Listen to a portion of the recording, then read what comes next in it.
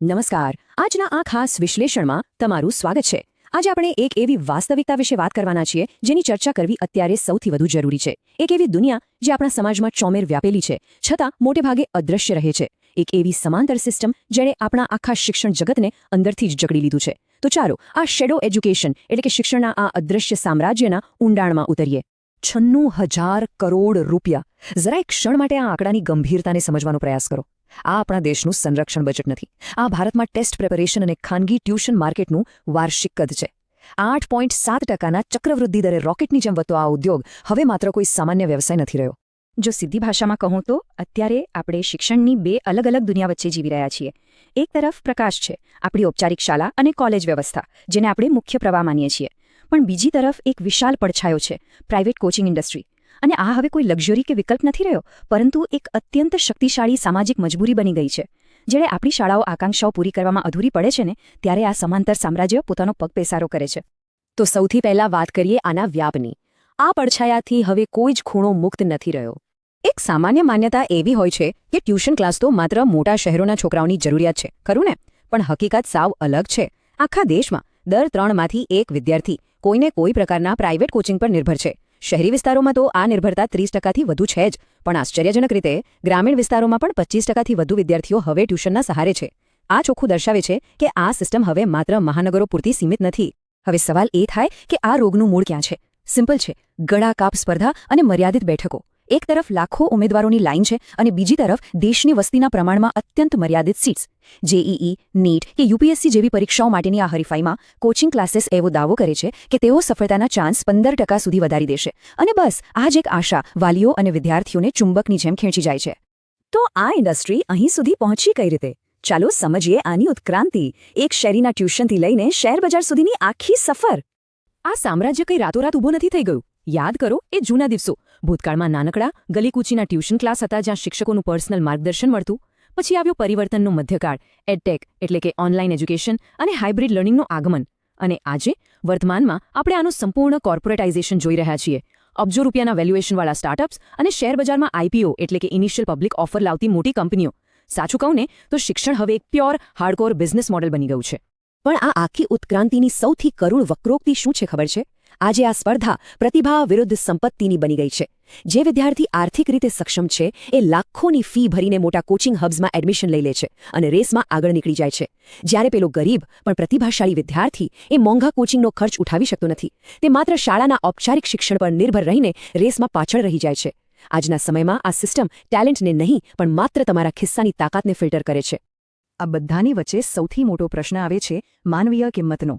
વાલીઓ અને વિદ્યાર્થીઓ પર આનો કેવો ભયંકર બોજ પડે છે તે સમજવું ખૂબ જરૂરી છે. આ વ્યવસાયીકરણ મધ્યમ અને નીચલા વર્ગના પરિવારો માટે કમરતોડ સાબિત થઈ રહ્યું છે.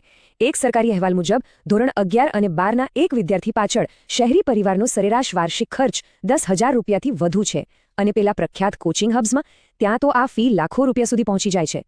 લોકો પોતાના બાળકના ભવિષ્ય માટે જિંદગીભરની બચત, બેંકની લોન અને કેટલીકવાર તો પોતાની મિલકત પણ આ કોચિંગ પાછળ દાવ પર લગાવી દે છે. પણ દોસ્તો, આ આર્થિક બોજ કરતાં પણ વધુ ગંભીર છે આની માનસિક કિંમત. આપણે એક એવી પરિણામલક્ષી સિસ્ટમ બનાવી દીધી છે જ્યાં બાળકની ક્ષમતા માત્ર અને માત્ર તેના માર્ક્સ કે રેન્કથી નક્કી થાય છે. વિદ્યાર્થીઓ અસાધારણ માનસિક તણાવ, એન્ઝાયટી અને ડિપ્રેશનનું શિકાર બની રહ્યા છે. આ સતત રેન્ક જાળવી રાખવાનું પ્રેશર એનો આત્મવિશ્વાસ સાવ તોડી નાખે છે. કોટા જેવા શૈક્ષણિક કેન્દ્રોમાં વધતા આત્મહત્યાના કિસ્સાઓ એ આખી કટોકટીનો અત્યંત દુઃખદ અને જીવંત પુરાવો છે. અને માનસિક સ્વાસ્થ્યની સાથે શારીરિક સ્વાસ્થ્યનું પતન પણ નિશ્ચિત જ છે ને. 12 થી 14 કલાક માત્ર ક્લાસરૂમ અને સ્ટડી મટીરિયલમાં ગળાડૂબ રહેતું બાળક જાણે એક મશીન બની જાય છે. પૂરતી ઊંઘ નથી, રમતગમત નથી, ફિઝિકલ એક્ટિવિટી તો સાવ શૂન્ય. આ બેઠાડું જીવનશૈલીના કારણે અત્યારે કિશોરાવસ્થામાં જ વિદ્યાર્થીઓ મેદસ્વીપણું, વિટામિનની ઉણપ અને નાની ઉંમરે ચશ્માના નંબર જેવી બીમારીઓનો શિકાર બની રહ્યા છે. અને આ જ આપણને લઈ જાય છે આપણા આગળના મુદ્દા તરફ, ફેક્ટરી ઇફેક્ટ અને આપણી સિસ્ટમની મૂળભૂત નિષ્ફળતા. આટલું બધું જોયા પછી તમારે અને મારે આપણી જાતને એક બહુ કડવો પ્રશ્ન પૂછવાની જરૂર છે. શું આપણી આ શિક્ષણ વ્યવસ્થા ખરેખર માત્ર એક ફેક્ટરી બની ગઈ છે? શું આપણે આપણા જ બાળકોને એક મશીનરીના નિર્જીવ સ્પેર પાર્ટ્સ તરીકે તૈયાર કરી રહ્યા છીએ? વિચારો, એક સામાન્ય મસ્ત કલ્પનાશીલ બાળક આ સિસ્ટમમાં પ્રવેશે છે, પણ ધીમે ધીમે તેના માટે સ્કૂલનું શિક્ષણ માત્ર એક ઔપચારિકતા બનીને રહી જાય છે. અને કોચિંગ ક્લાસ એ તેને નિશ્ચિત પેટર્ન મુજબ પ્રશ્નોના જવાબો આપવાની ટ્રેનિંગ આપે છે, જેને આપણે દેશી ભાષામાં ઘોખણપટ્ટી કહીએ છીએ. આ આખી પ્રોસેસમાં એની ક્રિએટિવિટી અને વિચારવાની શક્તિ સાવ કચરાઈ જાય છે. પરિણામે જ્યારે આ જ વિદ્યાર્થી પ્રેક્ટિકલ વાસ્તવિક દુનિયામાં પગ મૂકે છે ને ત્યારે લાઈફ સ્કિલ્સના અભાવે તે ભયંકર રીતે અટવાઈ જાય છે. તો પછી આ આખું દુષ્ચક્ર ચલાવે છે કોણ? અહીં આવે છે સિસ્ટમનો સૌથી મોટો વિરોધાભાસ. હકીકત એ છે કે સરકારી સ્તરે યોગ્ય શિક્ષણ વ્યવસ્થાનો અભાવ છે અને આ ખામી જ વિદ્યાર્થીઓને ફરજિયાતપણે કોચિંગ ઇન્ડસ્ટ્રી તરફ ધકેલી રહી છે. કોચિંગમાં જવાથી માત્ર ને માત્ર માર્ક્સ પર ધ્યાન કેન્દ્રિત થાય છે, જેનાથી મૂળ શિક્ષણનું વધુ પતન થાય છે. એટલે કે કોચિંગ ઇન્ડસ્ટ્રી પર કંટ્રોલ લાવતા પહેલા આપણે એ સ્વીકારવું જ પડશે કે આપણી ઔપચારિક શૈક્ષણિક વ્યવસ્થા ક્યાંક બહુ ખરાબ રીતે નિષ્ફળ ગઈ છે. તો હવે ઉપાય શું છે? ચાલો વાત કરીએ પાયાના સુધારાની. આમાંથી બહાર આવવાનો બસ આ એકમાત્ર માર્ગ છે.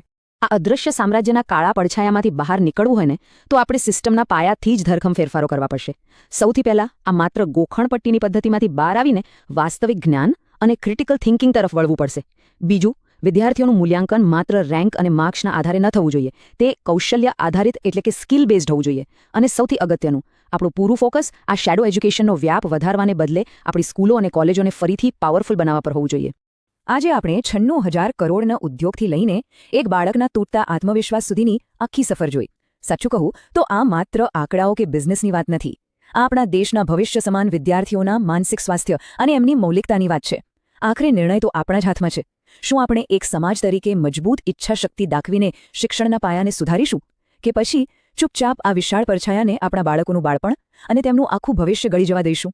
આ એક બહુ જ કડવા પ્રશ્ન સાથે હું આજનું આ વિશ્લેષણ અહીં પૂર્ણ કરું છું. શાંતિથી વિચાર ચોક્કસ કરજો. આ ખાસ વિશ્લેષણમાં મારી સાથે જોડાવા બદલ આપનો ખૂબ ખૂબ આભાર.